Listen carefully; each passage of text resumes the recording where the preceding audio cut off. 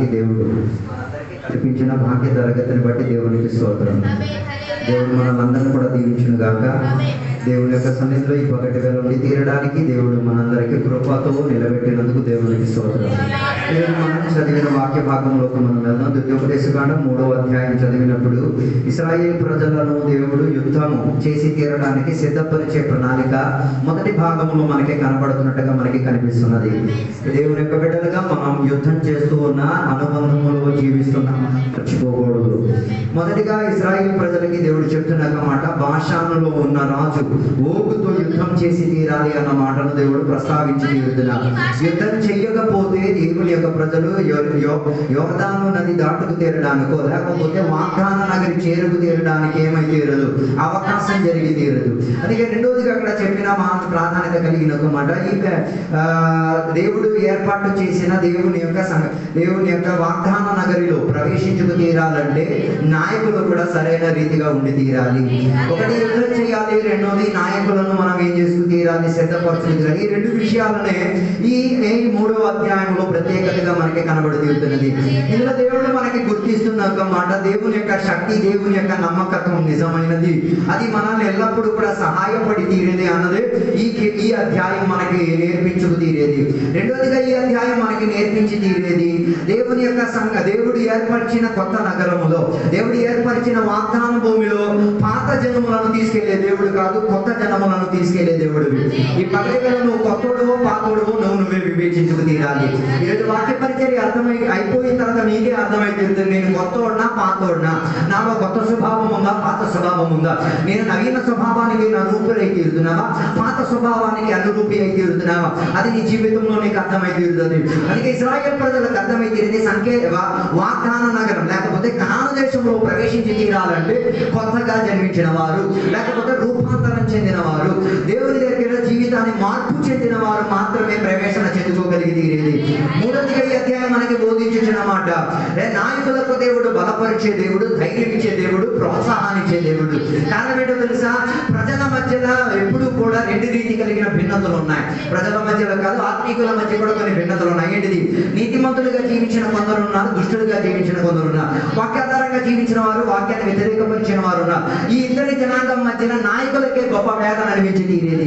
కారణం ఏంటంటే నాయకుల ప్రజల్ని నడిపించుకు తీరాలి కాబట్టి. అందుకే యెహోషువకు, మోషే తర్వాత ఉన్న యెహోషువకు దేవుడు బలపరిచి తీరిన ధైర్యాన్ని ఇచ్చినట్టుగా మనకి కనబడుతున్నది. చివరికి మనకి కనిపించే మాట, ఈ అధ్యాయంలో సైన్యములకు అధిపతి అయిన దేవుడు తన భుజము చేత, తన శక్తి చేతనే మనల్ని గెలుపులోకి నడిపించుకు తీరేది.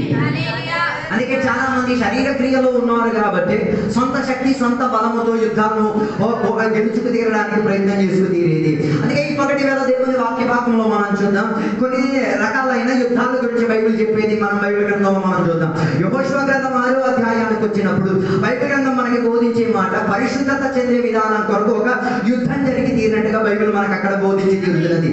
మొదటి యుద్ధం పరిశుద్ధత కొరకు, లేకపోతే పరిశుద్ధతను పొందుకు తీరడానికి ఇశ్రాయేలు ప్రజలు ఎవరితో యుద్ధం చేసి తీరారు? యెరికో నగరస్తులతో ఏం చేసి యుద్ధం చేసుకు తీరడానికి ప్రయత్నం చేయగలిగి తీరారు. ఆ యెరికో చుట్టూనే తిరిగి తీరడానికి వారు ఉపయోగించిన మార్గం మనకి తెలుసు. దేవునికి ఆరాధన చేసుకునే విధానం, దేవునికి గణపరిచే విధానం, ఒక మనసుతో, ఒక ఐక్యతతో గానపానాలు చేసుకుంటూ ఊరేగింపు చేసుకు తీరి ఏం చేసుకోగలిగారు? యెరికో నగరాన్ని సంపాదించుకోగలిగి తీరారు. అలాగైతే మన క్రైస్తవ జీవితంలో కూడా ఇక్కడికి వచ్చి చప్పట్లు కొట్టేది వేస్ట్ కాదు. కొందరికి అది ఇష్టం లేదు. దాని అర్థం నీకు ఆత్మీయతలో గెలవడానికి ఇష్టం లేదని అర్థం. నా పాటలు పాడే దేనికి? ఆత్మీయతలో గెలిచి తీరడానికి, ఆరాధనకు వచ్చేది దీనికి, దేవుని సన్నిధిలో గెలుపు సాధించుకుంది అంటే దాని యొక్క ఒక పరిశుద్ధత కొరకు యుద్ధం జరిగి ఉంటుంది. మరి నువ్వు ఆరాధనకు రాకపోతే మరి నీ పరిస్థితి ఏంటో నువ్వే చూస్తున్నా. ప్రార్థన చేయకపోతే నీ పరిస్థితి ఏంటో, పరిశుద్ధ యుద్ధములో నువ్వు పాలు పంచుకోలేవు. అందుకే కొందరికి ఏం అక్కర్లేదు, పరిశుద్ధత కొన్న యుద్ధం అక్కర్లేదు. పరిశుద్ధతలో నేను ముందుకెళ్ళి తీరాలి, పరిశుద్ధత ద్వారా నా జీవితం ఏమై తీరాలి, దేవునికి అనుకూల పడేటట్టుగా ఉండి తీరాలన్న ఆశ కొందరికి లేదు. అందుకే మొదటిగా బైబిల్ చెప్తున్న మాట, పరిశుద్ధత కొరకు నువ్వే తీయాలి, ఆరాధన చేసి తీరాలి. దేవుడికి నేర్పించిన కృపాబలములను ఉపయోగించుకుంటూ, దేవుడు నేర్పించిన ప్రార్థనా విధానం నేర్పించుకుంటూ, దేవుడు నీకు ఇచ్చిన ఆత్మీక కూటములను గురించి అర్థం చేసుకుంటే, దేవుడు నీకు ఇచ్చిన సేవకుల యొక్క విధాయక, దేవుని యొక్క సేవకుల యొక్క కింద ఉండి దేవునికి అనురూపులై తీరడానికి ఉన్న ప్రయత్నం ఉండి తీరాలి. బైబిల్ మొదటిగా చెప్పేది పరిశుద్ధ వివాహం జరిగి పరిశుద్ధ యుద్ధం అని చెప్పి తీరొచ్చు. ఆ యుద్ధంలో పరిశుద్ధత గెలుపు సాధించుకొని వచ్చి తీరేది. అందుకే యెహోషువ గ్రంథం 6వ అధ్యాయం చెప్తున్నమాట, పరిశుద్ధ గ్రంథంలో పరిశుద్ధుల నుండి తీరాలి. అపవిత్రత అందుకే బైబిల్ చెప్పేమాట, అపవిత్రత అయిన జనం దేవుని ఎప్పుడు కనుగోలు తీరలేరు. దేవుని చూచి తీరాలంటే మనకేముండి తీరాలి? పరిశుద్ధత ఉండి తీరాలి. అలా కనబడి తీరిన మాంత్రిక లక్షణాలు ఉన్న దేవుడు కాదు, ఆయన పరిశుద్ధతకు ఆధారం చెందిన దేవుడు. అందుకే పరిశుద్ధులు ఎప్పుడు దేవునికి ఆరాధన చేసి తీరాలి. పరిశుద్ధులు ఎప్పుడు దేవునితో సహవాసం పెట్టుకు తీరాలి. పరిశుద్ధులు ఎప్పుడు సంఘముతో కట్టుబాటు కలిగి ఉండి తీరాలి. సంఘముతో కట్టుబాటు అని చెప్తే కేవలం సంక్రాంతి శివరాత్రికి ఉన్న కట్టుబాటు నేను అనట్లేదు. మరి అదైతే నీకు పాత సిద్ధాంతంలో ఉన్నామన్నమాట. దాని అర్థం రక్షణ పొంది, మారు మనసు పొంది, బాప్తిసం పొంది మళ్ళా నువ్వు పాత సిద్ధాంతం పట్టుకొని జీవిస్తున్నావు. సంఘం ఎప్పుడెప్పుడు కలుస్తున్నాయి, అప్పుడప్పుడు ఏం చేసి తీరాలి? సంఘ బిడ్డలు పరిశుద్ధులుగా నిలవాలి, నడవాలి. ఆశ కలిగిన వాడు ఎప్పుడు సంఘముతో కలిసే తీరేదారు. అలాగైతే తీరితే పరిశుద్ధత కొరకు ఆశ కలిగి తీరితే దేవుడు విజయాన్ని ఇచ్చి తీరుతారు. దానికి సైనికుల బలం అక్కర్లేదు, మనుషుల బలం అక్కర్లేదు. కేవలం ఉడంబడికకు ఆధారంగా దేవుడి పరిశుద్ధ వివాహానికి, పరిశుద్ధ యుద్ధాన్ని గెలుపు సాధించి తీరేది. అందుకే బైబిల్ గ్రంథం ఉడంబడికకు ప్రత్యేక స్థానాన్ని ఇచ్చి తీరుతున్నది. వైవాహిక జీవితంలో కూడా ఉడంబడిక ఉంది. రక్షణ పొందేటప్పుడు కూడా నువ్వు ఉడంబడిక చేసి తీరుతున్నావు. ఏమని చెప్తున్నా? యేసయ్య తప్ప ఇంకా ఎవరికి నేను సేవించి తీరును, యేసయ్య చెప్పిన మార్గావళిలో తప్ప నేను ఇంకే త్రోవలో నడిచి తీరనని ఏ రోజు నువ్వు రక్షణ పొందితే ఆ రోజు నువ్వు ఒప్పుకుంటున్నావు.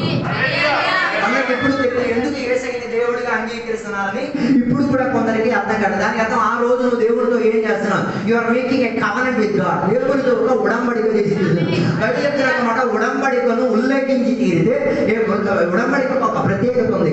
ఇప్పుడు ఇద్దరు మనుషులు ఉడంబడిక చేసి తీరితే వారు ఉడంబడిక చేసేటప్పుడు వారు ఇరువురు కూడా ఏం చేశారు?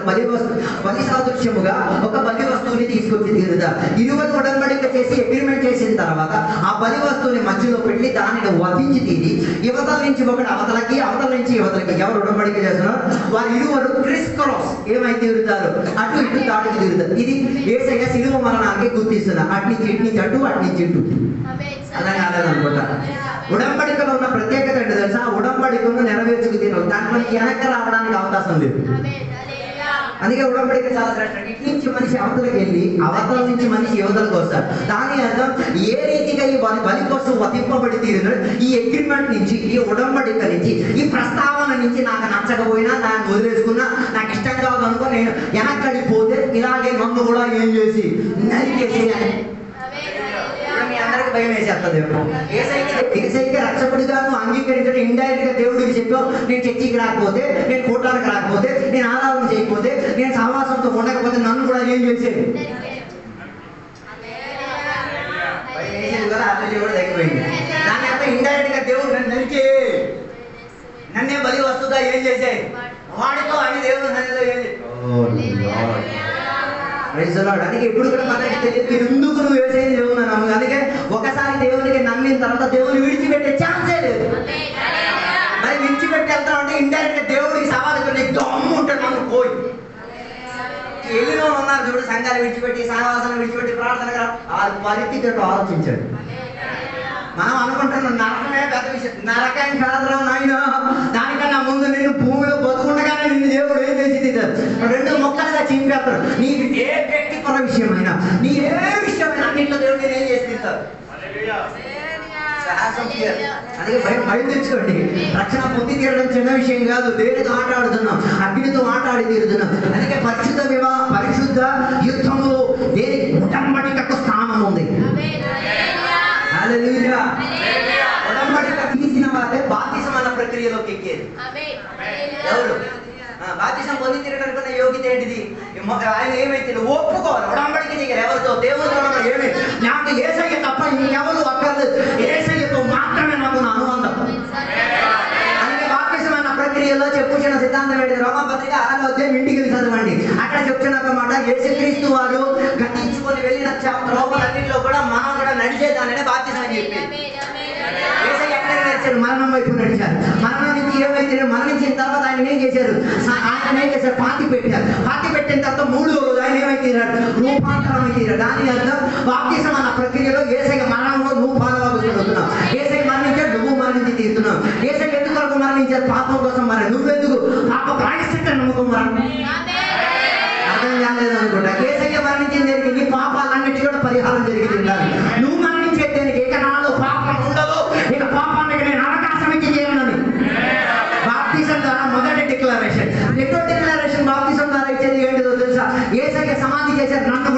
కలిగి ఏంటి నన్ను కాదు, నా పాత స్వభావం, నా పాత అలవాటు, నా పాత పద్ధతి, నా పాత ఆలోచన, నా పాత మతం, నా పాత కులం, నా పాత సరుకులు అర్థం కాలేదు. దాన్ని ఏం చేయండి, యేసయ్య సమాధికి వెళ్తే నేను కూడా వీటన్నింటినీ కూడా ఏం చేసి తీరుతా. కొన్ని దేవుని బిడ్డలని మనం చెప్పుకోలేము, దానికి ఇంకొక 10 మంది నేను చెప్తే మళ్ళీ మీరు వేదన పడతారు అన్న విశ్వాసం ఉన్నారు. ఇప్పుడు కూడా దేన్ని పట్టేసుకున్నాను, పెళ్ళి వచ్చినప్పుడు తీస్తారు, ఈ సంచి తీస్తారు, ఏ సంచి మూట కట్టిన సంచి తీస్తారు. నాకు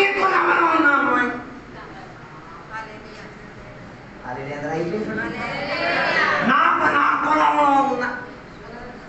మరి అలాంటప్పుడు నీ కులమే నిన్ను రక్షిస్తే నీ కులాన్ని నువ్వు ఒప్పుకోవాల్సిందిగా.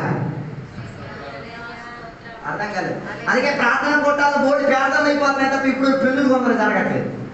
కారణం ఏంటి, పాత సరుకులన్నీ తవ్వుకొని తెచ్చావు. అర్థం కాలేదు. అందుకే యేసయ్య చెప్పిన మాట సున్నాను కొట్టి కారణం కొందరు అక్కడికి కూడా వెళ్ళి తవ్వేవాళ్ళు ఉన్నారు. కొందరు ఇప్పుడు మరలా పాత స్వభావాన్ని తొలి కొట్టుకునేవాడు ఇప్పుడు కూడా కొత్త ఆడదాని అర్థం ఏంటి, తవ్వుకొచ్చావు. అర్థం కాలేదు అనుకున్నా. శవాన్ని తవ్వుకొని తీసుకొస్తే దానికన్నా జబ్బు పెరిగేది ఇంకోటి లేదు. ఉన్న జబ్బులన్నీ దేనికి ఉన్నాయి, శవానికి ఉన్నాయి. ఆ శవానికి మోసిన వాడి దగ్గర నుంచి ఆ శవం ఎక్కడెక్కడికి వెళ్తుంది అక్కడెక్కడికి ఏం వ్యాపారించి అనమాట. హలో, బాప్తిస్మ ప్రక్రియలో యేసయ్య మరణించారు, నువ్వు కూడా యేసయ్య ఏం చేశారు, మరణంలో పాతి పెట్టారు, నిన్ను కూడా ఏం చేశారు, పాతి పెట్టారు. నువ్వు పాతి పెట్టకూడదు, నీ పాత స్వభావం ఏమైతే పాతి పెట్ట, దానిని దయచేసి బయటికి తగ్గొద్దు.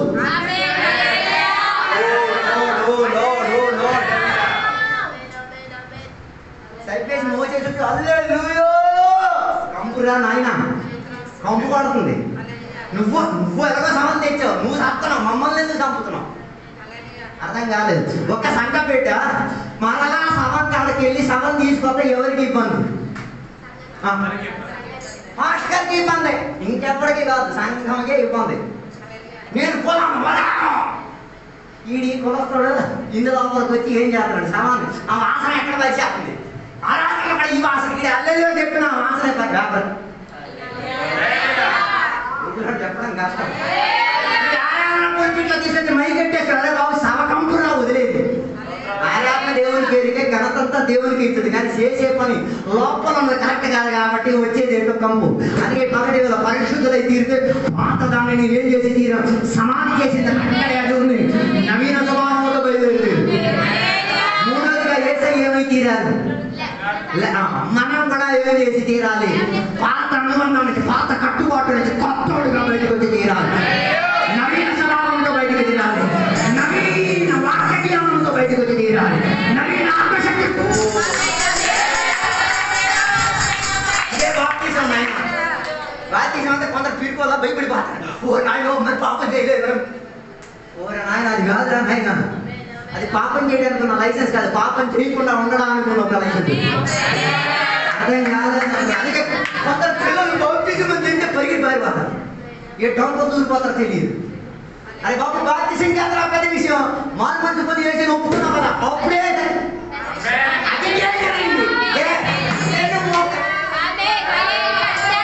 రిస్క్ తీసేసుకున్నాం, సెకండ్ రిస్క్ వచ్చినప్పుడు ఎందుకు భయపడిపోవడం. అర్థం కాలేదు అనుకున్నా.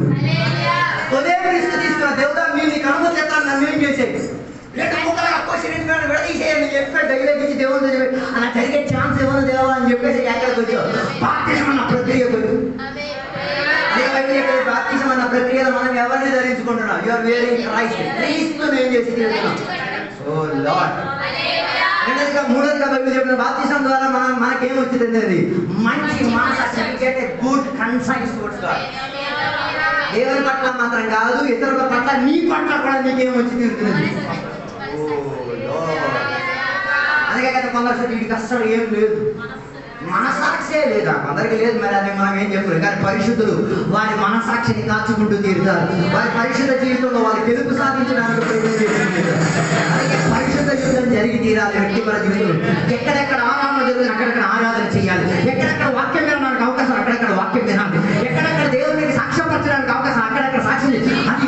పరిశుద్ధత కొరకు నాకు ఒక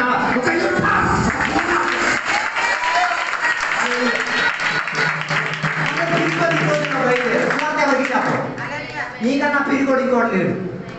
సువార్త చెప్పడానికి అవకాశం వచ్చి చెప్పలేకపోతున్నా నీకన్నా పీరుకోడు ఇంకోడు. సువార్త చెప్పడానికి అవకాశం అయితే పొల్లుగా లాగించి వివరించి చెప్పి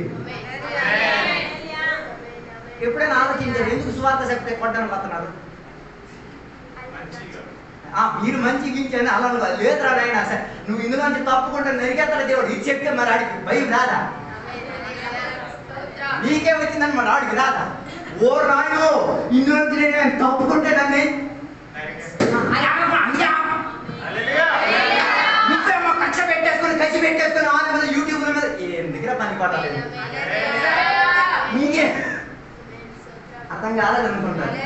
అది చెప్పేది వాక్యం బోధించకూడదు చర్చికి ఎవరు ఏ ఆడ ఇది కష్టకరమైనది అర్థం కాలేదు.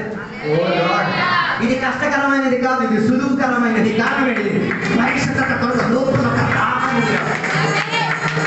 పరిశుద్ధుల ఆరాధన పరిశుద్ధుల ఆరాధన మధ్య చూడుతురా. పరిశుద్ధుల ఆరాధనకి ఎప్పుడు ఘనతపరిచే దేవునికి ఎప్పుడు మొదటి స్థానం ఇచ్చేది దేవుడి తర్వాత ఏదైనా. మరి 10 సార్లు పనిచేసేవాడుగా ఇవేం అనుకోవడం ఆడికి ఏం ముఖ్యం? అది దేనికి ఇంటికాడ నుంచి పారిపోయాడు? సొమ్ము కోసం, డబ్బు ఇంటి కోసం కాదు. ఇండైరెక్ట్ గా ఎవరికి ఇంట్లో నుంచి పారిపోయాడు?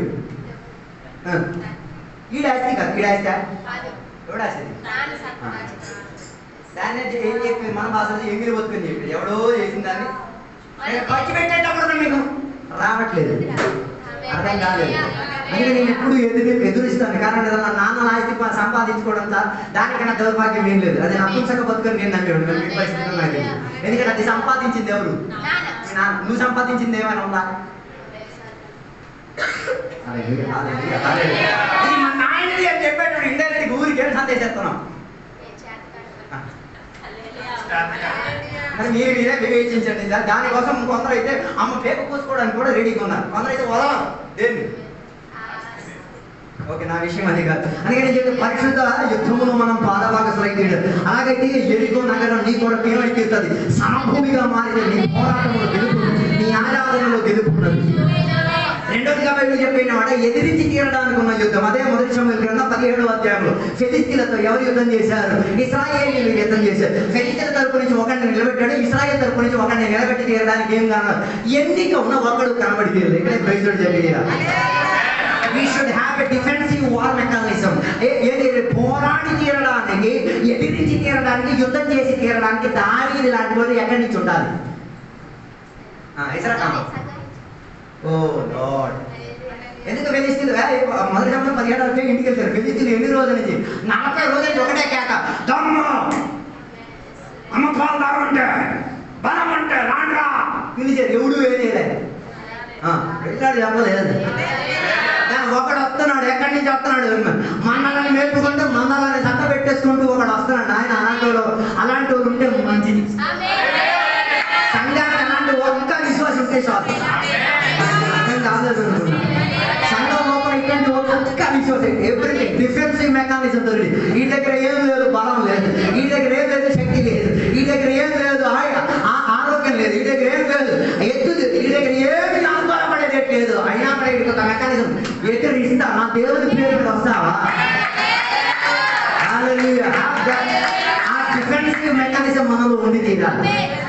అందుకే శరీరంలో రోగ ప్రతిరోధ శక్తి. ఈ మాటికి జబ్బులు వచ్చినోడికి ప్రాబ్లం ఏంటో తెలుసా? ఇమ్యూనిటీ అంటే మన తెలుగు భాషలో చెప్పండి. ఇమ్యూనిటీ అంటే రోగాన్ని ఏం లేదు, తోటకు తీయడానికి కూడా ఏం లేదు. అందుకే మాటికి సిగ్గు. అది యేసయ్య రక్తం సకల రోగానికి నివారణ ఇచ్చారు.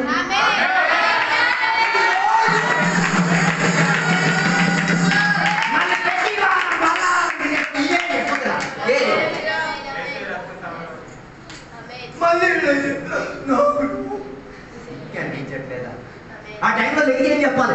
నా రోగానికి ప్రాణిష్టమైన యేసయ్య ఉన్నాడు కాబట్టి ఇప్పుడు నేను రోగి కావచ్చు.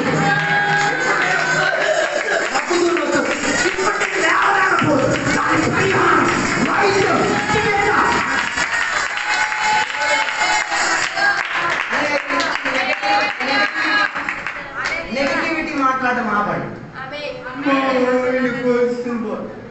అని చెప్పండి. 80 సంవత్సరాలు బతకదారని చెప్పండి.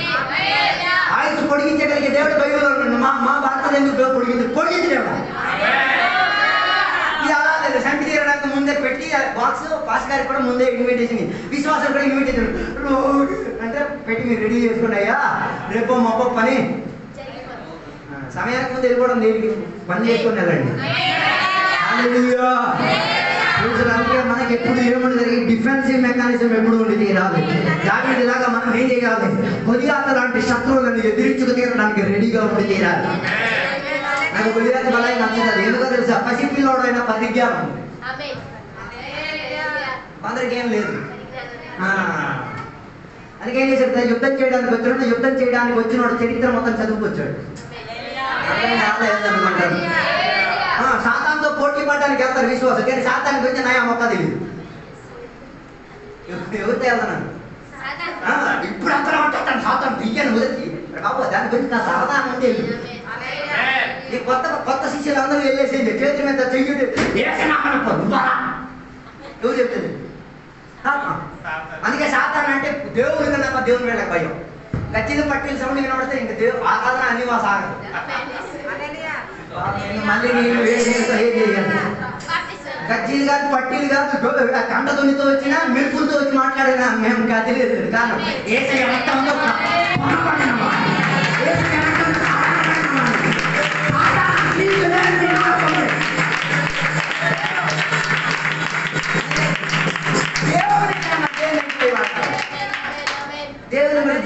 దేవునికి భయపడతారు. రోగాలు వచ్చేస్తే మంత్రాలు, రోగాలు వస్తే ఏం చెప్తారు, నా మీద శాతముడి చేసినారు, నువ్వే బడి చేసినావు అంటే నువ్వు నమ్మిన దానికన్నా ఆయన నమ్మినదే గొప్ప యాక్టింగ్ గా ఉంది. నీ దానికి ఏం లేదు. ఇండైరెక్ట్ గా నువ్వే ఓపేసుకుని చేత కాదు. అందుకే కదా రోడ్డు మీద నిమ్మకాయ పుచ్చకాయ నేను బండి తోలేసుకున్నా నడిచారు ఏం జరగదు. దేవునికి భయపడరు, వాక్యానికి భయపడరు. రోడ్డు మీద పిల్ల పిక్కి వస్తుందని చూసేసి నువ్వేం చేసి గుమ్మడికాయ కలిగితే ఏసి రక్తం చేయమాగదు.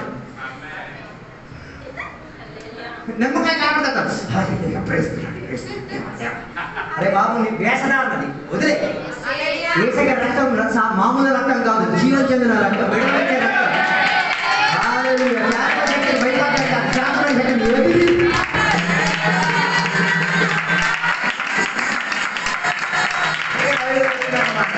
సాతాను ఏం చేయండి, మనం ఎదిరించాం తెచ్చుకొస్తాం ఇలాగా. ఆ అమ్మకే పేదలు గొప్ప చేసేస్తాం కదా, ఉపవాసం చేయడానికి శాతం తెగిలిందేమో. మరి ఆ సంఘానికి ఫాస్ట్ ఉంటేనేమో ఇలా కాదు. డిఫెన్సివ్ మెకానిజం సాతాను గురించి అవగాహన కలిగేటటువంటి సాతాను శక్తి. అందుకే కదా కర్రలు ఏడుతున్న సందర్భంగా ఒక పాము ఇందులో నుంచి వచ్చింది. కర్రలో ఎవరికి ఆడారు, విశ్వాసాన్ని కాటాల ఓరు నాయన అల్లెలు ప్రేరణ మంత్రి గారి కట్టినాడు. మాటగారు ఏం చేశారు, చాడించి దేంట్లో పడేశారు. దానికి అంటే ఆయన అందరూ రెడీ చేస్తారు. ఇప్పుడు సంతాడు చూడు, నువ్వు సైతే నువ్వు బాగుపడతావు. చెప్పడం చెప్పండి, ఏ పాము శక్తి మానవుడు వేరు చేయదు. అధికారం వచ్చింది ఏ నామక శక్తి మానవుడు ఏ రక్తం ద్వారా కొనబడిన వాడు ఏ వాక్యంలో జీవించిన వాడు అయితే ఏ కూటంలో అనుమతి అయితే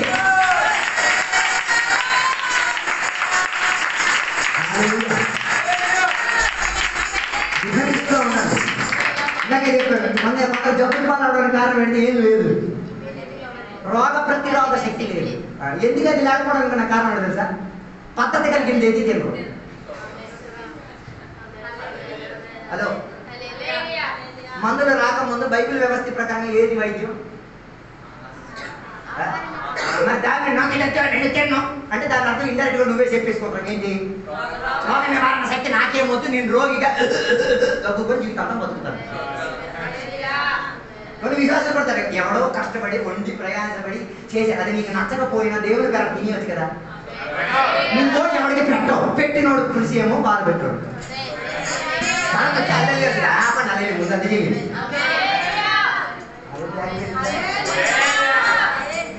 దేవుడు ఆహార వ్యవస్థితిలోనే మనకేమి ఇచ్చారు? పోషక తత్వాన్ని ఇచ్చారు, మెడిసిన్ ఇచ్చారు, దానికి ఉన్న వైద్యాన్ని కూడా దేని ద్వారా ఇచ్చారు? అందుకే ఆహారం ఏదైనా మనం ఏం చేసేయచ్చు. పొంది తినకూడదు, అది తినకూడదు, ఇది రాదు కానీ నీకు ఏది దొరుకుతుందో నువ్వేం చేయి. మరి తినలేకపోతే స్వార్థకి వెళ్ళొద్దు, పాట పాడద్దు, మౌనంగా ఇక్కడ కూర్చో. ఆత్మగా కూర్చున్నాడు అయితే అన్ని తింటాడు. కొందరు కాకరకాయ నేను తిన్నాం. మరి దేవుడు ఎందుకు పెట్టాడు కాకరకాయ? తినలేదనుకో వాడు వస్తుంది, ఏది అన్ని పచ్చకాయ కనిపెడతాయి, ఆ చోపు వచ్చి తింటాం.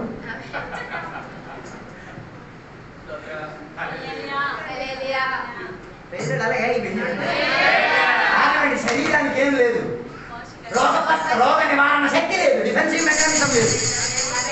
కొందరు గుర్తు తింటారు, దాని పప్పకేంటాం. గుర్తు తిని బయట తొక్క తినేస్తారు, లోన్ అనేది పోనీ అది ఎవరికో ఇస్తే అవ్వదు, కాలం ఈజీగా. అట్లాంటి వాడికి నా దగ్గర మంచి చికిత్స ఉంది. ఏం చేస్తారు సార్? ఈ గుడి మొత్తం చేసేస్తారు.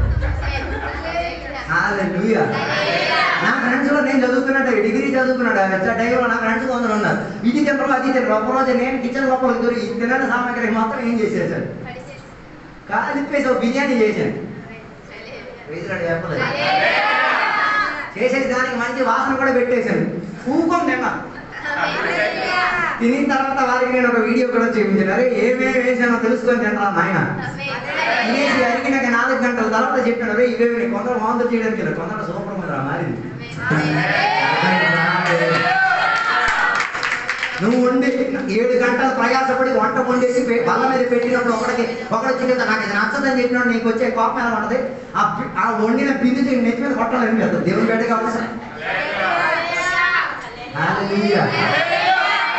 అందుకే భార్య ఎంతో ప్రయాసపడి వంట వండుతుంది. ఉప్పు లేదు, పాప నీకు దమ్ముంటే ఏది చెయ్యొచ్చు కదా. ఒకటి నీకు కూడా చేత కాదు, చేసిన దానికేమో మెచ్చుకో. కొందరికి వంట చేసేటప్పుడు వంట లేదు, తినేటప్పుడే కొందరికి గలిగి జబ్బం వస్తుంది. ఉప్పు లేదు, పప్పు లేదు, మరి నీకు చేత కాదా? అలా మీ ఇంటికాడ ఎవరైనా ఉప్పు తేడి అన్నా ఉన్నారనుకోండి, వచ్చే 2 వారాలు మీ కిచెన్కే వెళ్ళదు. ఆ ఉప్పు ఉన్న సరదా తీరిపోయింది. అర్థం కాలేదు అనుకుంటా. చెప్పబోద్ది ఈ చెప్పినోడు ఎవరు తెలుసా? వంట చేయని శాత కానివాడు ఈ పద్ధతి అని చెప్పి ఈ చెప్పబోంది, ఇది చెప్పబోంది. ఏదో విధానం ఉంది దయచేసిగా. మనం కొన్ని ఇళ్లలోకి టీ తాగడానికి వెళ్తాం. ఆ టీ ఎంత కష్టంగా ఉందంటే మరి ఆ మొహం చూసేది ఏం చేస్తున్నాం?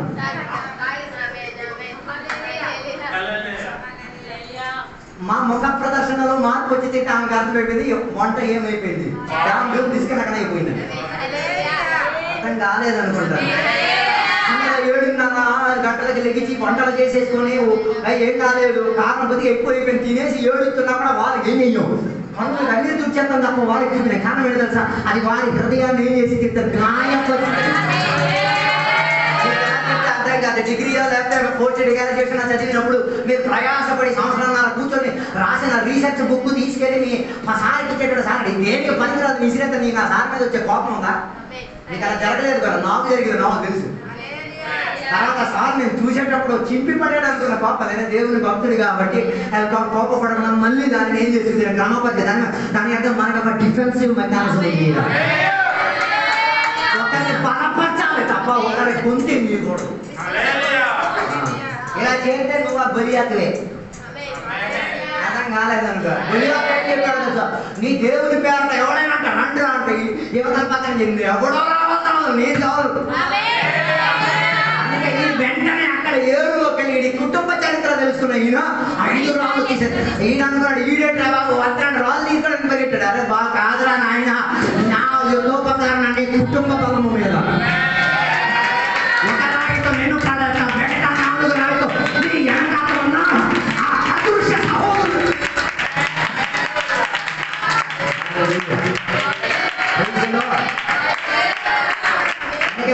ఈ మెకానిజం ఉండి తీరాలి. ఏంటిది? వాక్య వ్యతిరేకతగా వాక్యానికి తప్పుగా ఉన్న బోధన వస్తే ఏం చేయాలి?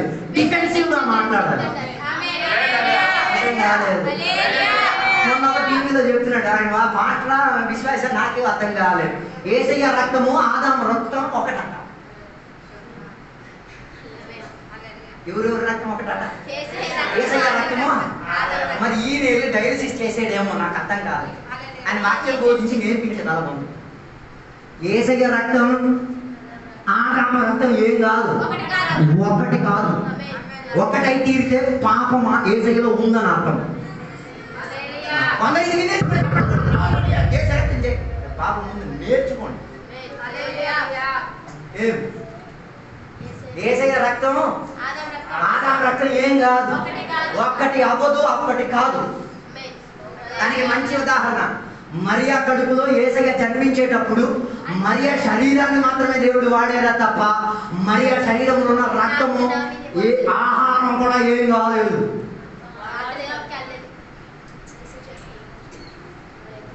సాధ్యమా? డౌట్ వచ్చేది మీ అందరికి.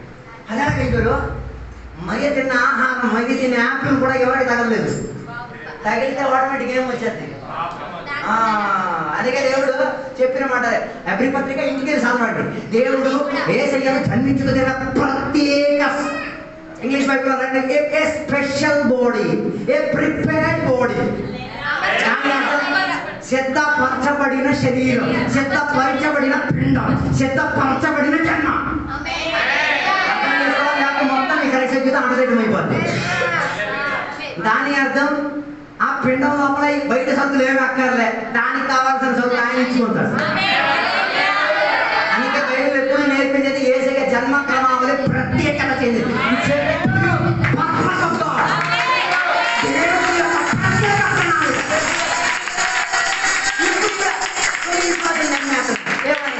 మరి అప్పుడు ఎవరికి తగిలింది?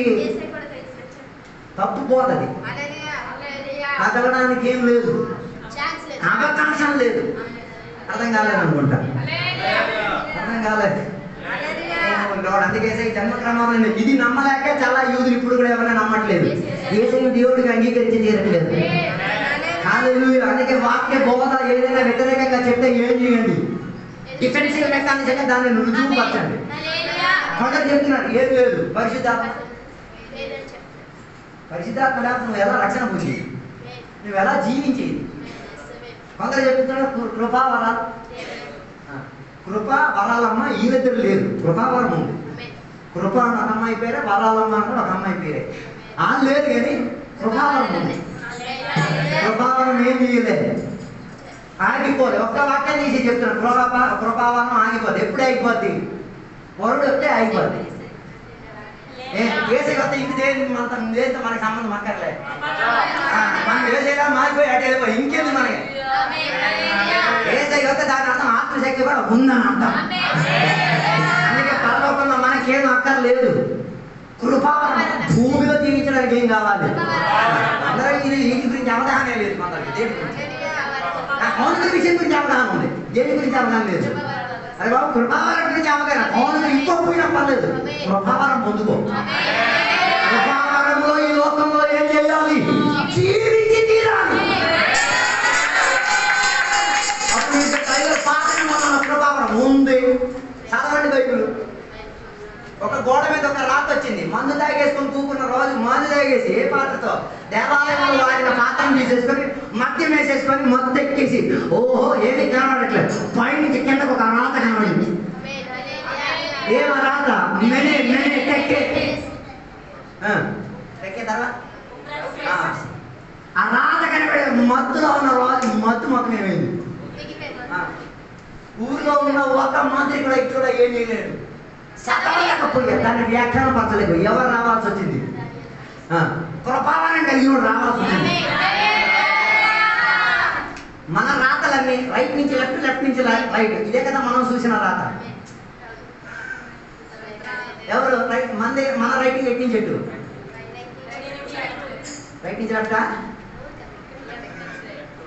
లెఫ్ట్ టు రైట్ కదా, లెఫ్ట్ టు రైట్ కదా, రైట్ టు రైట్, లెఫ్టా? Left to right. మంది Muslims right to left.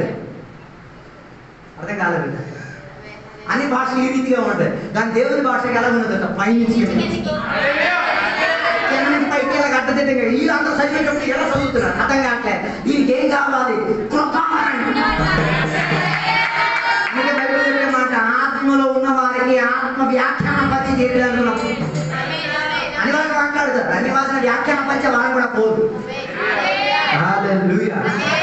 So ఇది ఆత్మిక పోరాటంలో డిఫెన్సివ్ గా నిలబడి తీరడానికి ఉన్న యుద్ధోపకరణం దేవుడు ఇచ్చింది. మూడోదిగా బైబిల్ చెప్తున్నామంటే సంఖ్యాకాండం 31వ అధ్యాయం చదవగలిగి తీరితే న్యాయ విధి జరిపించుకు తీరడానికి యుద్ధం జరిగి తీరినట్టుగా బైబిల్ చెప్పి తీరుతున్నది.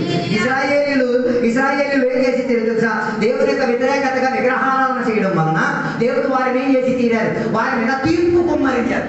చెప్పలేదు ఎందుకు దేవుడు అలా తీర్పు తీర్చేది? కారణం ఏంటంటే వీళ్ళు విగ్రహారాధనకు బానిసైపోయారు కాబట్టి విగ్రహారాధన నుంచి వీరికి ఏం కావాలి? విమోచన వచ్చి తీరాలి, విడుదల వచ్చి తీరాలి. అదే న్యాయాధిపతుల గ్రంథం అని ఇంటికి వెళ్ళి చదివించండి, మీరు చూడొచ్చు. వారన్నీ ఏం చేశారు? దేవుని మాటని విడిచిపెట్టి, దేవుని యొక్క వాక్యాన్ని విడిచిపెట్టి వారు ఏం చేశారు? జీవించడానికి ప్రయత్నించారు. కానీ దేవుడు వారిని ఎవరి చేతికి అప్పగించేశారు? మిథ్యాన్ని చేతికి అప్పగించారు. అర్థం కాలేదు. దాని అర్థం నువ్వు ఎక్కడైనా సిక్కులో పడున్నావు అంటే దాని అర్థం నీ మీదకి ఏం వచ్చేసింది? న్యాయం ఇది వచ్చింది. It's a war. అర్థం కాలేదు. కొందరికి న్యాయం ఇది వచ్చేసిన తప్పేసుకుని బతికేస్తారు. రేపు బాబు న్యాయం ఇది వచ్చేస్తే పరిహారం చెందుకో, పరిష్కారం చెందేసుకో. దేవా పొరపాటు జరిగింది, తప్పితం జరిగింది, నన్ను కరుణించము దేవా, దయచేసి దేవా. రోగం వచ్చేస్తే డాక్టర్ దగ్గర వెళ్ళిపోయాడు. కాస్త కూర్చొని దేవుడు దేవా ఇదేమైనా న్యాయం ఇదా? ఇది ఏదైనా నా జీవితంలో ఉన్న పొరపాట, ఇది నా జీవితంలో ఏదైనా క్రమ తప్పిపోయి ఉన్న వాక్య వ్యతిరేకత ఉన్న ఏమైనా? ఇది అలాగలేదు. మందులు తినడానికి, డాక్టర్ వైపు పెరగడానికి, ఐగరికి వెళ్ళడానికి టైం. దీనికి టైం లేదు, దేనికి టైం లేదు. దేవుడి దగ్గర కూర్చొని దేవా ఎక్కడైనా పొరపాటు జరిగింది, ఎక్కడైనా వాక్యాన్ని తప్పిపోయాను, ఎక్కడైనా నా జీవిత సిద్ధాంతంలో వాక్య వ్యతిరేకత ఏమైనా జరిగిందా చెప్పు దేవా, మార్చాలంటే నేను మారుతా దేవా, సరి చెయ్యి దేవా. కానీ దేవుడు అలా హల్లెలూయా హల్లెలూయా. దేవుడి ప్రజల మీదకి దేవుడి భూమిలో జీవించినప్పుడు ఏమి ఇచ్చుకో తీరగలుగుతారు? దేవుడి న్యాయం. కానీ దానికి ఏముంది? తప్పించే మార్గం కూడా ఉంది. అర్థం కాలేదనుకుంటా. కొన్ని సందర్భంలో నాన్న ఏ రీతిగా పిల్లల్ని కొడతారో ఎవరు కూడా మనల్ని కొడతారు. చెప్పాలి మరి లేచి, పొరపాటు జరిగిపోయింది, పోయిన వారు దేవుడు నన్ను కొట్టాడు, అలాగే చనిపోయి కదా, మామూలుగా పట్టలేదు, జ్వరం ఇచ్చి మీరు కొట్టాడు. నాకు అప్పుడు అర్థమైంది ఇక్కడెక్కడ పొరపాటు వచ్చింది, అందరి చనిపోయి. అది కాదని నేను అన్నట్లు ఏం చెప్పాలి? పొరపాటు ఎక్కడ జరిగింది? హల్లెలూయా. దానికి నాకు ఎవరు నచ్చుతారో తెలుసా? గిద్యోను బలిగా నచ్చుతాడు. ఆయన కళ్ళ మీద పొరపాటు జరిగి తీరింది. అందుకే ఆయన చేసిన మాట ఏంటో తెలుసా? తన పొలంలో ఏం వేశాడు? ధాన్యం వేశాడు. తన పొలాన్ని కాచుకున్నాడు. మిథ్యాన్ని చేతికి వెళ్ళకుండా దాన్ని ఏం చేసుకు తీరాడు? సంరక్షించుకోగలిగి తీరాడు. దాని తర్వాత ఆయన చేసిన వాడు దీన్ని పంట కోసేసిన తర్వాత దీన్ని ఏం చేయాలా?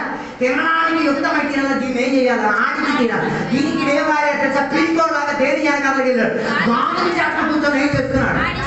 దేవుడు అక్కడికి వచ్చి ఈ పిలికోడు చూడాలి. ఈ పిలికోడు లోపల ఏముంది? ఒక వీర శూర పరాక్రమి ఉన్నాడు. దమ్ముండా దేనికి? నీ సొమ్ము వేరే వాడి కాడకి వెళ్ళకుండా దమ్ము ఉండాలి. అందరికి ఇది లేదు. పిలికోడుగా ఉండి దేవుడి దగ్గర అడగాల, దేవా ఇది నా సామగ్రి, ఇది నేను నాకున్నది, ఇది నాకు నా పక్క, పొరపాటు ఏమైనా అయ్యిందా? దేవుడు ఆయన దర్శించడానికి వచ్చాడు. పొరపాటు అయిన దానిని పరిహార పరిచి తీరడానికి దేవుడు ఎవరిని వాడుకున్నారు? అందుకే న్యాయ విధి తెచ్చుకోవడం కాదు, న్యాయ విధి నుంచి తప్పించుకు తీరడానికి. కొందరు 5 నిమిషాలు చెప్తేనే ఉపవాసం చేస్తారు, తర్వాత అంతా పొల్లి తిండి.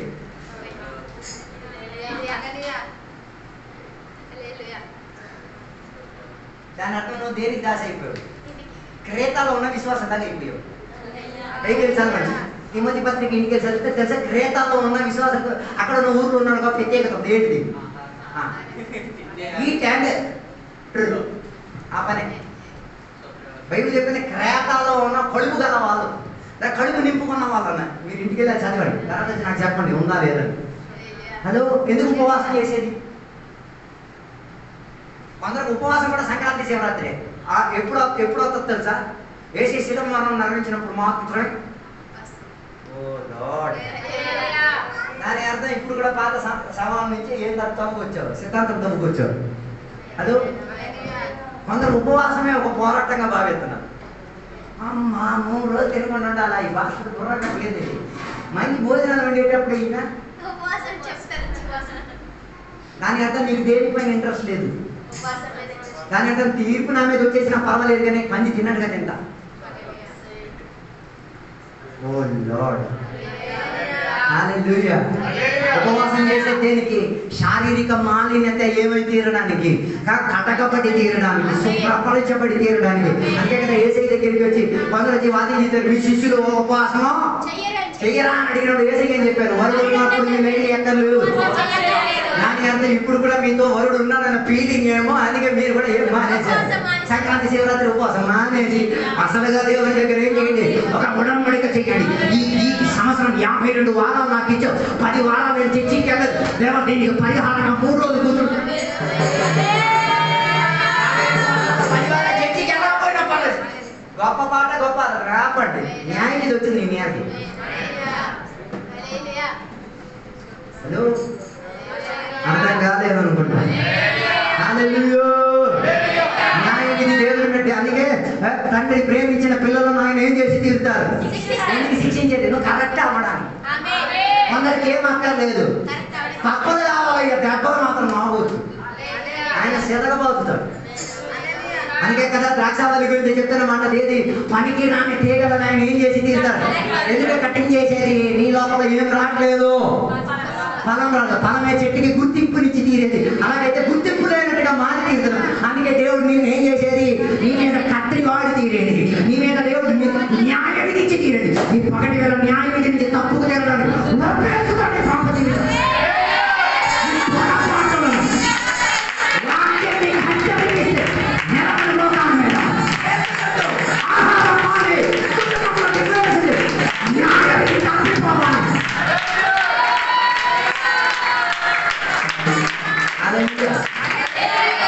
ఆత్మీయులు సొంతంగా చేసుకోవాలి. మరి మీరు అనాత్మీయులైతే మీకు నేనేం చేయలేదు.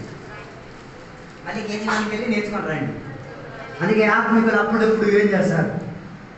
ఉపవాసం చేసి తీరుతారు. ఉపవాసం చేసేది ఎవరికి ఏం చేయరు, చెప్పరు. సైలెంట్గా చేస్తారు. వైలెంట్గా అందరూ వైలెంట్గా డిక్లరేషన్ వద్దు, రాసింగ్ చేయండి. హల్లెలూయా. ఎందుకు? న్యాయ విధి నుంచి తప్పుకు తీరడానికి. తర్వాత 4వ బైబిల్ చెప్తున్న రెండో దినవృత్తాంతముల పుస్తకం 13వ అధ్యాయం చెప్పినప్పుడు చదివినప్పుడు మనం చూడొచ్చు. సివిల్ వార్, దేశం మధ్యలో ఏమై తీరుతున్నది? యుద్ధాలు జరిగేది. ఎందుకు? ఒక దేశం ఇంకొక దేశాన్ని ఆక్రమించే దేనికి? ఈ దేశం ఆ దేశాన్ని ఏం చేసుకు తీరడానికి? సంపాదించుకు తీరడానికి. అందుకే పాత నిబంధన మనకి కోల్డ్ యుద్ధాలు, మనకి ఒకడొకరి మీద యుద్ధం చేయడం, ఆడి మీద యుద్ధం చేయడం, ఈ డాన్ని గెలుచుకోవడం, వాడి ఈడిని గెలుచుకోవడం. ఇవన్నీ దేనికి? ఆ స్థలం ఆక్రమించుకు తీరడానికి, ఆ సొమ్ము ఆక్రమించుకు తీరడానికి. 5వదిగా బైబిల్ చెప్తున్నాను, ఆత్మీక పోరాటం. ఇదే మనకి తెలిసిన పోరాటం. ఏంటిది? ఎఫెసీ పత్రిక 6వ అధ్యాయం 12వ వచనం మాట ఏం చెప్పినది? నీ పోరాటం లేనిదో కాదు, రక్త శరీరంతో కదా. పోరాటం తాగేసిన భర్తకి కొట్టేస్తే ఏం అవ్వదు, మాటగాని భర్తకి చీపులతో కొడదే అవుతుందా? మొదట దానితోనే పేగు కొట్టేస్తాను. తాగేస్తావురా, నువ్వు చర్చికి రావడం. ఆ లోపల దూరిన సామగ్రహిస్తామండి. ఎవరి మీద పోరాడతాము? ఆ శరీరార్థం ఏం చేసింది? అది కానీ మీ మీద రిపల్ అవుతాడు. ఆడికి ఒకటి చెప్తాడు, 10 చేస్తాడు. అర్థం కాదు. ఏదో ఒక పొరపాటుకు ఒక పిల్లోడు ఏం చేశాడు? ఇంటికాడ ఉన్న గులాబ్ జామున్ అమ్మ దాచిపెట్టింది. వీడు అమ్మ నాన్న చూడకుండా వీడు ఏం చేశాడు? తినేశాడు. ఈయన ఆయన కొడితే ఏమైనా అవుతా? తింటావరా నువ్వు? ఇది మళ్ళీ ఏం చేస్తాడు? ఇక నీ ఇంటికి కడితే అంటాడు. డైరెక్ట్గా బాలాజీ షాప్కి వెళ్ళి తింటాడు. అలా కాదా జరిగేది? అర్థం కాదు. అలా కాదా జరిగేది? అప్పుడు చేయాల్సిన పని ఏంటి? ఆయనను కొట్టడం కాదు, ఆ రక్త శరీరంతో ఉన్న ఆ కుర్రోడ్ని కొట్టడం కాదు, వాడి మీద ప్రభుత్వ పరిచయం తీరిన ఆ అంధకార శక్తిని పోతుంది. దాన్ని అడివేరు పీకేసుకొని చెప్పగలిగిన నా కొడుకు, నా కూతురు, నా భర్త, నా పిల్లలు, నా ఇంటి వారు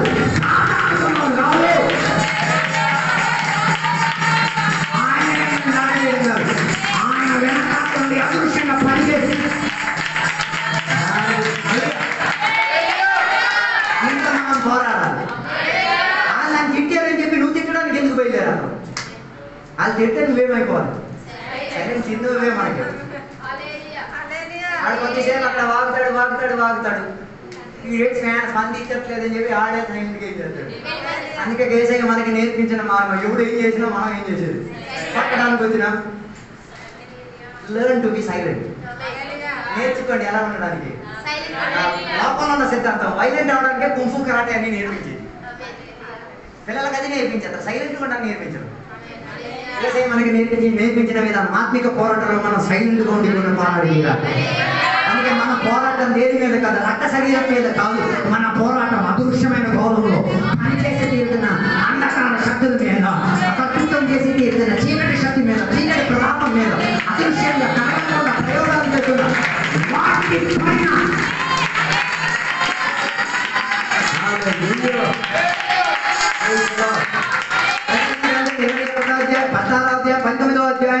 అయ్యని చదివి తీరితే ప్రవచనాత్మకమైన యుద్ధాల గురించి బైబిల్ అక్కడ చెప్తున్నది. అర్మగదోను యుద్ధము, తర్వాత ఇంకోటి గోగు మహాగోగు యుద్ధం. ఇవన్నీ ప్రవచనాత్మకంగా భవిష్యత్ కాలంలో ఏం చేయడానికి జరగబోవాల్సిన యుద్ధం. చివరికి ఏడవదిగా ఇది మన శరీరంలో ఉన్న ఒక యుద్ధం. ఏడవదిగా ఉన్న యుద్ధం ఎలాంటి యుద్ధం? పర్సనల్ వార్, వ్యక్తిపరంగా ఉన్న యుద్ధం. అది దేని మీద అర్థం కాలేదు. గలాతీ పత్రిక 5:17 కనుక చదవండి. దేని మీద ఉన్నది? ఆత్మ శరీరానికి ఆత్మకి ఉన్న యుద్ధం. ఆత్మక్రియలకు శరీర క్రియాలకి ఏం కలుగుతున్నది? గలాతీ పత్రిక ఇంటికి వెళ్ళి చదవండి. దేని మధ్య ఒక పోటీ జరుగుతుంది? శారీరక క్రియల మధ్య ఆత్మతో ఏమై జరుగుతున్నది? ఒక ఫైట్ జరుగుతున్నది. అర్థం కాలేదు. అందుకే గలాతీ పత్రిక 5:17 కనుక చదువుతా. శరీర క్రియలు ఏమనగా ఒక లిస్ట్ ఉంటుంది, 17 ఉంటుంది. ఇవన్నీ ఉన్నాయా లేదా మీరే ఇంటికాడ గోడ మీద లిస్ట్ రాసుకోండి. ఉన్నాయంటే టిక్ కొట్టండి, లేవంటే రాంగ్ కొట్టండి. హోంవర్క్ ఎక్కండి. అర్థం కాలేదు.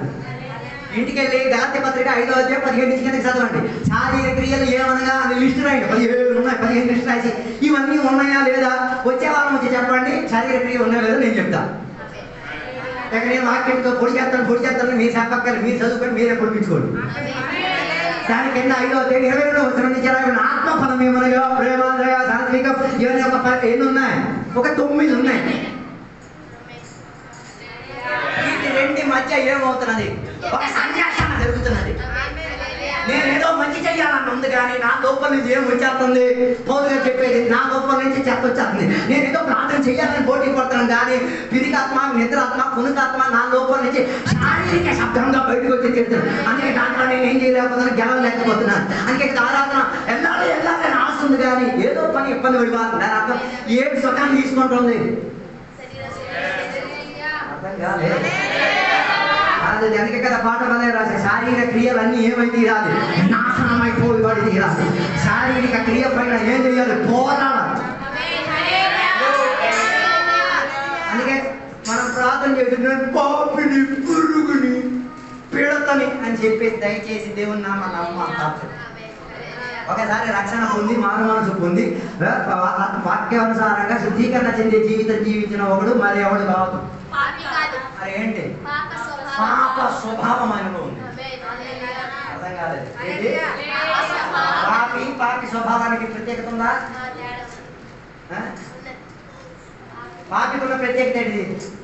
ఆడ పాప బతుకులోనే మునిగి ఉన్నాడు. ఓకే, అది దేంట్లో మునుగున్నాడు? పాప బతుకు. వాడి జీవితం పాపం, వాడి కర్మ పాపం, మర్మ జీవిత పాపం, అన్ని పాపం వాడిలో ఉంది. కానీ విడుదల పొందిన వాడికి ఏముంది? పాపము నుంచి ఆయనకి ఏం దొరికి తీరింది? విమోచన దొరికి తీరింది. అందుకే మనం రక్షణ పొంది తీరినప్పుడు మన ప్రాణాత్మకు మాత్రమే ఏమొచ్చి తీరింది? విమోచన వచ్చి తీరింది. దేనికి విమోచన రాలేదు?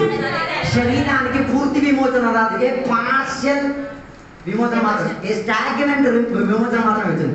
పార్షియల్ అంటే కాస్త మాత్రమే స్పందన కలిగేటట్టుగా మాత్రమే ఏమైంది. ఈ విమోచన ఎప్పుడు పూర్తి అయ్యేది? యేసయ్య వచ్చినప్పుడే పూర్తి అయ్యింది. అందుకే శరీరం మారిందా? రక్తం మారిందా? కోపం మారిందా? ఉడుకు మారిందా? దడ మారిందా? ఏం మారలేదు. అన్ని లోన ఉన్నాయి. కానీ నేను దీనిని ఏం చేయట్లేదు, బయటికి రావడానికి అవకాశం ఇవ్వదు. అర్థం కాలేదు అనుకుంటా. కోపం రావట్లేదా? పల్లె వేసరిసి ఇళ్ళల్లా కనం చేసేదంత కోపం ఉంది. కానీ సైలెంట్ కొంటాం. దేనికి అవకాశం ఇవ్వట్లేదు. శరీర క్రియలకు స్పందనకు ఏమి ఇవ్వట్లేదు. అదో అదే పాపని పురిగిని అని చెప్పేసి ప్రార్థన చేసి మా ప్యాన్ అవసరం కండి. ఏం చెప్పండి, దేవ నాలో పాప స్వభావం ఉంది, దాంట్లో ఏం చేయాలి, నన్ను మార్చుమయ్యా. నా స్వభావ తరగతిలో ఏం రావాలి, ఒక పేదగటి రావాలి, సహాయం చేయలేవు నీ కృప.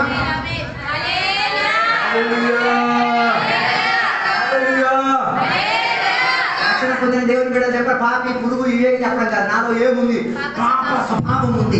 పాపం చేసి తీరడానికి ఒక అవకాశం నా శరీరం స్పాంటేనియస్ గా రెస్పాండ్ అవుతుంది. ఆ రెస్పాన్స్ ఏం చేసి తీరలేవా, కత్తిరించలేవా. దానికే దేవుడు మనకి ఇచ్చిన క్షమించే తత్వం, మానవ మనసు పొందే మరణ దేవుని దగ్గరికి తీసుకొచ్చేది. దానికి ఏం స్పందన కావాలి, ఇగ్నిషన్ ఆఫ్ కన్సైన్స్, మనసాక్షికి ఉన్న స్పందన కావాలి.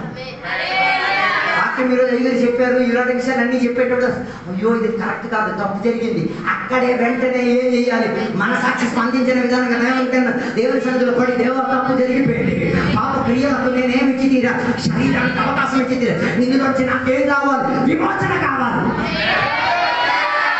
అలా పొందిన వారు ఈ 7 యుద్ధాలు చేయగలిగిన వాళ్ళే ఏవైతే నాయకులు అవ్వగలిగింది.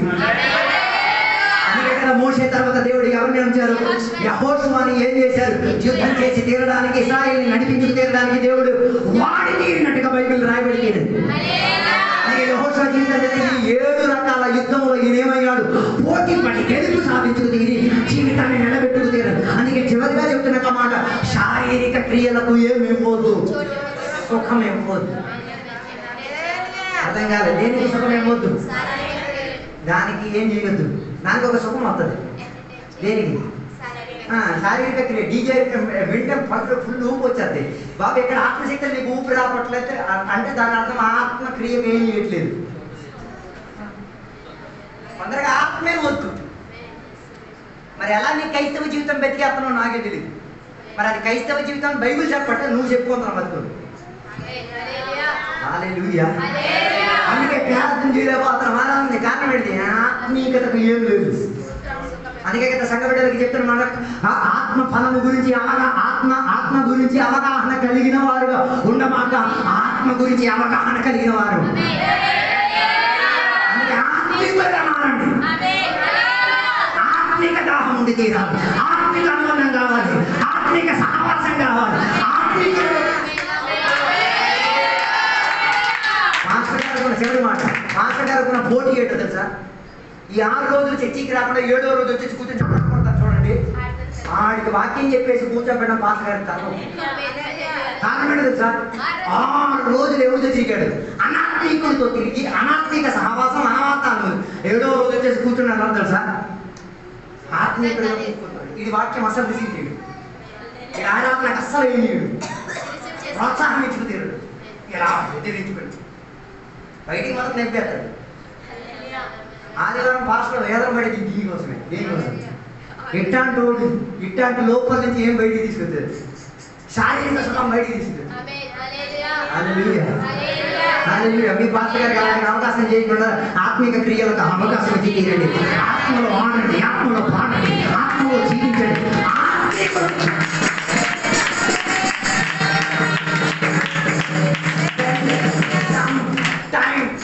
స్పిరిచువల్ గైడ్స్, మీ ఆత్మిక స్వజనులతో ఏం చేయాలి, దానికి సమయం లేదు.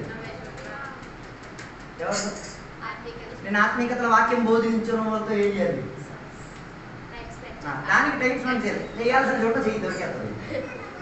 అర్థం కాలేదు, అది కూడా బైబిల్ మనకి ప్రోత్సహిస్తుంది. ఏంటి, ఎవరితో, ఆత్మీయులతో మనం ఏం చేయాలి, కొంత సమయం ఏర్పడుతుంది. అయ్యో పదండి ఈరోజు మనం భోజనం చేయడానికి కదా, కొన్ని విషయాలు మనం మాట్లాడుకుందాం.